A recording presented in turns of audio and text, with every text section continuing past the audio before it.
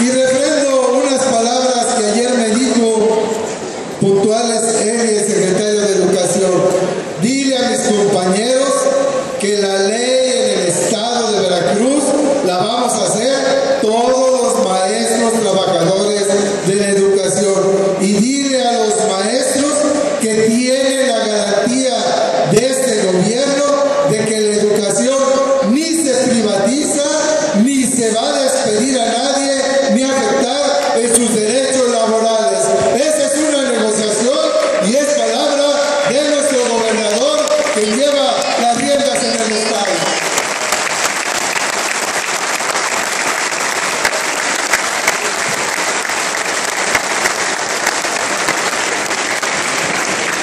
No puedo hacer comerciales aquí porque si no le cobraría yo a las televisoras, ¿no? O a los periódicos. Me acaban de obsequiar aquí en la entrada, no sé si lo tengan, si no, consigan.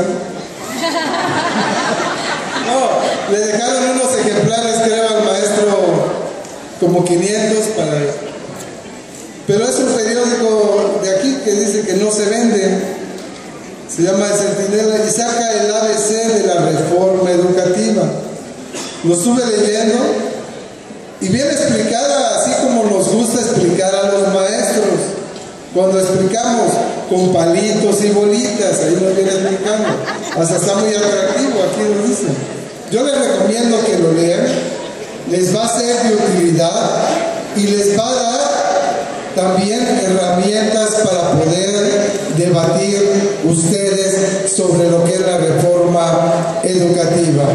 Y agradecerles nuevamente y decirles, compañeros, que cuentan con todo el respaldo de su comité ejecutivo seccional, que cuentan con el apoyo de su equipo político, pero sobre todo cuentan con el respaldo de su compañero, su amigo